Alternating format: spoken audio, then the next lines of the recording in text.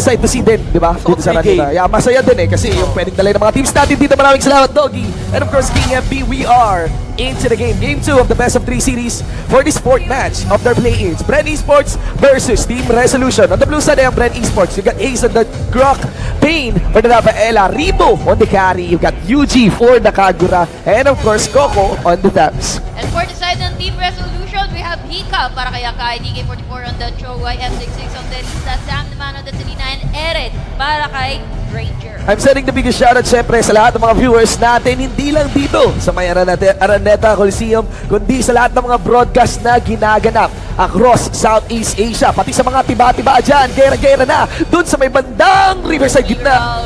Kailangan niyang masurvive yung sarili niya dito para kay DK44, hindi niya gagamitin yan, patay siya first blood na agad. Oo. Aggressive na naman yung Bren. Ito nga yung binabanggit ni Doggy, no, na Grok, Kagura, plus the Rafaela combination.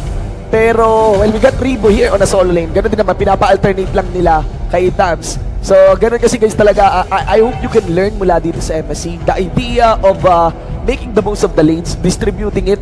Normally, what you do is to distribute it sa isang core, which is minsan solo laner mo, yung pinaka-link team core mo, lagi sa cloud yun madalas. Minsan, pwede mo rin i-distribute yun sa dalawang core. Ganyan. Habang merong 3 man na nagro-rotate. Tapos eventually magkakaroon ng 4-1 clash. Pero ito magiging 3 versus 4 clash yata sa may batataas. May batataas na tinalo na dito si Pain, but Pain still gonna survive that. That's Rafaela. After all, that second skill will survive. Para dito kay Rafaela, may movement speed yan pero mukhang babawi yata yung Bren dito. Aba! Wala naman sila mahuli. Marunong na mag-dodge. Teka lang daw, marunong dumadge. Hindi na tinatamaan ng araw, mga kaibigan. Later naman pwede siyang pwede saluhin, i-ease yan during the power of nature. Is not gonna be stunned. Body block, no? Oo. Body block. Body block, and that's, dagdag initiation din sa kanila. O wala nang araw, we just go in. Build any contest. Pero this turtle, kailangan i-contest dito ng Bren Esports na ginagwardiya naman si Coco, si YF66. Pero hindi na masyadong inaantay nila yung turtle, medyo inaantay nila. Papasito yung Bren Esports, medyo nagdadagan doon. Dito si Pain na mag-guitar, Pain to go down. And that first blood, of course, will be rewarded para sa side ng Team Resolution na nakuha din yung turtle, by the way. They are trying to burn kasi doon yung pag ikaw na nagta-turtle, tapos may Grok na lumalapit, dala yung kumikinang na embutido. Ang gagawin niya doon, aantayin nyo lang na mawala yung channel. Ang daming Grok users, alam nila kung paano bilangin yun upon first channel. So, bibilang nga lang, surely naman na off cooldown na kapag natapos yung bilang nyo dun sa Grok. Then you can just easily take the turtle kasi grabe talaga manglason yung Grok. Here we go! So, nagulat si DK44. Ang dami pala nagtatago sa damo. That's gonna be a 1-for-1 na para sa side of Bren and Team Reso. Oo, diba? Ang ganda ginagawa dito ng Bren Esports, they just have to keep carry na out of sight. Yeah, Out of sight naman si Carry. Kung Farm lang.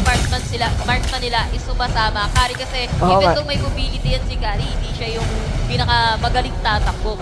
Tsaka pinapa-farm lang si Ribo, no? Actually, very curious. Ako sa akin, ang lakas-lakas talaga ni Ribo. Nadadali lang talaga si Ribo sometimes on over-aggressiveness kapag may mga aggression na ginagawa siya dito. Meanwhile, Team Resolution here, take note that there is a nice giveaway din para kay YF66. Meron na siyang dalawang Iron Hunting Bow.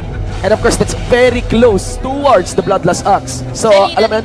Medyo nawawala yung effectiveness ng Selena kasi hindi tumatama yung mga arrow niya. You don't want your Selena to be like that. Pero ito, abisal araw, wala na namang naabot or nakagat itong araw na ito na Selena. Pero Coco na tipa, mapalapit dito sa apat na ibig pa. I-move nyo ng lahat para kay Coco. Pero wala na kayong panghabol na bottom lane. Ang punish din nila is itong si Terista. And that's... hindi ganun kalakas yung Terista nila. Yeah, at saka 1-for-1, Maring Yase. The 1-for-1 trade. Ang napansin ko dito, yung Terizla, siya dapat yung naunguna sana sa economy dito sa side ng Team Resolution. The thing here is napigilan na yon. Compared kay Coco, ewan ko kasi sa akin talaga paringin ko kay Coco, kahit gano'n mo ipabehind si Coco, sa mga heroes niya, laging nakaka-farm talaga yan. Kahit nga walang nakukuha ang kill, bigla na lang mag-go-online yan. Alam mo naman yun, yung si Coco, ang inyong classmate. Ngayon, nandito sa may bandang gitna. Kayang-kaya na lang ma-take down yung tower dito. Even though, kapag pinasok dito ni Coco, baka sumabilis pa yung support niya, pero nanggagaling sa likod ito. Nakatak ko lang para sa side ng Team Resolution kasi may bitbit na tropa itong Grok na ito Daan lang muna. Tuto sa laro natin, 5-minute mark. Mga kaibigan, they're closing into their first core items. I would have guessed na meron na yatang Bloodlust Axe dito. Itong ating Terizla. And ayun na nga, may Bloodlust Axe na yung Terizla. And also the Granger. Total danger delivered here with 2 Legion Swords. So alam mo, may cooldown reduction pa siya. Malapit na rin. Rather, malapit na sa BOD. Turtle secured by the Bren Esports squad. Pero hindi sila mag-comment dyan agad kasi alam din nila na kumpleto yung side ng Resolution. Aba, grabe! Selena, hindi siya magaling mag-shoot right now. Ang daming nai-intense dito kada may dadaan na Visal Arrow. Pre, kasi si Payne yun. Si Payne yun. Normally talaga si Payne yung suking-suki. Nagbabakasyon na siya, nasa Palawan na siya, tinatamaan pa rin siya ng araw. Visal Arrow, pero natamaan nila dito ng Jurgensen. Carry to fall down. Wala nang buhayan pa. Pero Hayes, dali si Ribo, no? Kung kailan dumating sa laban doon na dali si Ribo. Tumutuloy sa laro natin. And Team Resolution is taking a nice control of this game. 15K mark has a 1K goal lead here against Bren Esports. At ang malaking lead dito is the aggression that they're showing up in this mid-game. Nakikita mo yung respeto ng Bren papunta doon sa Cho. Pero hindi lang respeto yan. Minsan, nire-respeto mo na nga. Pero totos basin ka pa rin. Kaya naman makikita mo na aatras lang muna dito ang Bren Esports with their own jungle tonight. Kinda playing it safe para sa Bren Esports. Kailangan nila ng farm para sa carry nila. Umanda kayo sa late game. Umanda kayo sa late game, may carry kami dito. Doon dito pa rin naman, nakabang pa rin naman dito yung Ranger ng side ng Team Resolution. Pero what I see is mas nakaka-farm dito yung carry doon. Namatay siya ng isa, but carry, kaya niya pa rin bumawi. Even with the network of 3-4 to the 4K dito ni Granger with the BOD na pala. Yeah, BOD na yan. Meron pa kasamang physical attack dagger din. On to the side of Bren Esports, you got an endless battle available para dito kay Kari. Enchanted Talisman on to the Rafaela, and I think there's the Dreadnought Armor naman. I think on top of the another core item dito para kay Coco on the taps. There goes Hayes. Mag-isa lang dito si Hayes, by the way. Not a good target sa totoo lang naman din ng Resolution. If they went all in that one, lalo pat napakalapit na sa Torre, it will be awkward. Hindi nilagyan ng pader. Hayes dito yung mga member ng Resolution. Clearly, that is just a zone out, and Hayes knows na mamba out na lang din ng mga taga-team Resolution. Look at that. Tingnan mo, may 888 sa likod. Habang lang, no? Tamang back lang dito para sa side ng Team Resolution. Si Hayes lang kasi actually nakikita Naku, nila sa baba. back! Pero ito, si Payne, napasukan sa likod ni Teresa, pero nice stun. Ribo, Ultimate na tamaan pa. Ito si DK44. Nasira yung rotation ng Cho and able to hindi na siya makapunta or makapasok. Dapat catch na din si Rafael eh. Si Hayes no, ang gulo. Ang gulo ni Hayes kanina pa pagulong-gulong dun sa harapan ng kalaban. There's Yuji, all very close yun na lumapit si Yuji ng ganun. Pwedeng talunan ng Akay anytime on that pin. And of course, observe that Granger as well ng Team Resolution dito. It would be a nice take for them, and that would be another solo turtle. And uncontested this time, yung turtle natin. That's the third turtle, I believe, na napunta sa side ng... I mean, this time, napunta sa side ng Team Resolution. Third turtle ng game. That's turtle na nakuha nila. Yeah. Malbantay na lang. Dito sa laro natin. Na lang. Medyo nag-play safely kasi dito yung Bren. Dumidelay lang yung Bren. Si Hayes lang actually yung pinapakita nila sa mapa. Yeah, kakaiba yung Bren dito, no? This is the first, I mean, not the first time rather, but this is a rare sight to see of them playing conservatively. They're still waiting out for their own power spike, waiting for any opportunity to at least capitalize against Team Resolution. Team Resolution, hindi ganun kabayad na bayad yung araw, pero because of the zone, and of course, the hustle that is done in by the Cho, and also the threat of Terisla, sitting at a gold handle here of 6,200. Grabe talaga yung player ng Terisla. Already has the Apocalypse Spear and 2 physical attack daggers. Kasama rin yung Vitality Crystal. Talagang all damage and all durabilities onto his kit. By the way, Kuya Shin, nauubos na pala. Nauubos na. Take note, nauubos na yung tower dito ng Bren. They have to do something. Hindi yung puro sago na lang or hindi yung puro play safe na lang dito. Kasi Team Resolution, they're like nag-i-invite sila ng war talaga para sa Bren. They want war against Bren, but Bren, iniiwasan nila eh. Yeah, man. Kanina pa tanong ng tanong yung Team Resolution ng Mighty Pula. Pero yung Bren Esports wala, sarado muna. As in, no plan of actually answering Team Resolution here. So we all have to wait out. Anong plano ng Bren Esports dito? But clearly, it's Team Resolution na may magandang solution din para tapusin itong Game 2 against Bren. Look at the goal lead there. That is very consistent. That's a experience lead, sorry. That is consistent onto the side of Team Resolution. Lalo pat experience, that means that's a testament na nakukuha mo yung mga objectives around the map. Nakita nila si Hayes, nakita nila si Payne, hindi talaga sila nag-commit. Okay. Ayaw din patulan si Hayes. Ito si Gra, kasi alam nila na kapag pinatulan nila, sila din tatagilin yung paper, ibubuhos mo lahat para sa Gra, pero ito na nga pinasukan na yata ni Coco, pero sabay maba out, teka lang, fake news. Pati si Coco maingat dun. Yeah. Hindi na rin siya bumabasok. Pero that is a lord, mga kaibigan. Very interesting. Hindi na nila pwedeng i-let go. Yeah, hindi na nila bawal ka let go. DK44!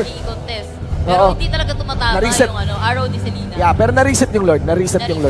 Pa-reset lang. This is very interesting. This is something I want to see actually dito sa Araneta. Bren Esports playing from behind. And Team Resolution, feeling ko kaya lang naman sila naglo-lord dito is they are forcing Bren na mag-react. Yeah. Kasi alam nila na hindi pwede gawin ng Bren na Hayaan na sila mag-lord alam mo naman, objective na yung pinabayaan nila para sa side ng Bren. Alam mo naman sa panahon ngayon, pag nag-react ka, ikaw yung na-debate, diba? Maraming bagay na trigger ngayon, pero na-trigger na nga! Pero pinasok yata ang Kyber Hurricane dahil sino may ipit po sa may bandang dito. Napatunan niya si Rafaela dito and another one coming from this Selena, taking the life of this Brock. Pero Rivo, tamang free hit na kay K44 na pabagsak na dito yung Jonas ng Team Resolution. That's the only kill they could get. Yes, and that is an Azure Blade mula pala sa Endless Battle. Proc, mga kaibigan, kaya naman white damage is true damage if I'm not mistaken. So, sa full yun, nakala ko makakatakas pa. Siyempre, si paring DK44, but still, that leaves members of Team Resolution kasi marami rin na nanawala sa side dito ng Bren Esports taking the Lord. Another free. Yeah, big objective para dito sa Myanmar champions, and now they have a big lead of 6,000 against Bren Esports. Makikita nyo yung items, guys. Kita nyo naman na there's a threat onto the side of UG, pero tiba-tiba yung Terisla. On top of that, Apocalypse Queen is the Heptasis plus the Silencer Robe. Isama mo na rin yung Lightning Truncheon dito ng Selena at hindi mawawala ang aggression ng Cho at ng Akai with the Immortality and Brute Force Breastplate unlock. Not to mention, yung Granger, may Circus Fury na. Ang hapdi ng mga cores dito ngayon ng Team Resolution. For Carry dito, dalawa pa lang yung core item ni Carry while the Granger, tatlo na. Tatlo na ang item dito ni Granger. Lamang siya dito, outfarm dito yung Carry. They might be playing it safe para sa side ng Bren Esports, pero this is too safe. Yeah, well, this is too safe, but of course, we have no idea din kasi talaga ano ang basa ng Bren Esports dito. Remember though, that they are fighting. This the play-ins. Pag natalo ka sa play-ins, play out ka, mga kaibigan. There's no playoffs for you. And that Lord got bursted quite quick, but that delivered the top lane inhibitor turret to fall at least 50%. So, 3-6 sa laro po natin, mga kaibigan. Sobrang intense ng hangin.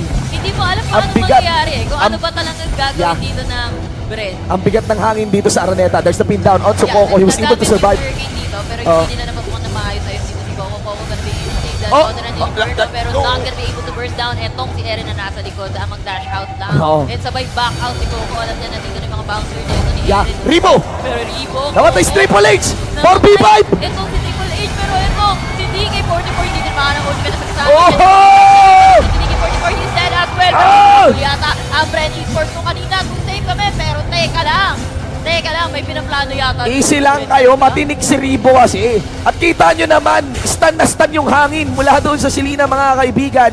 5-6 para sa laro natin. And Bren Esports, quite a small victory in my opinion, but still, ayun din kasi yung inaantay. I think, ano talaga, Eren versus Ribo. Sino ang mas pogi?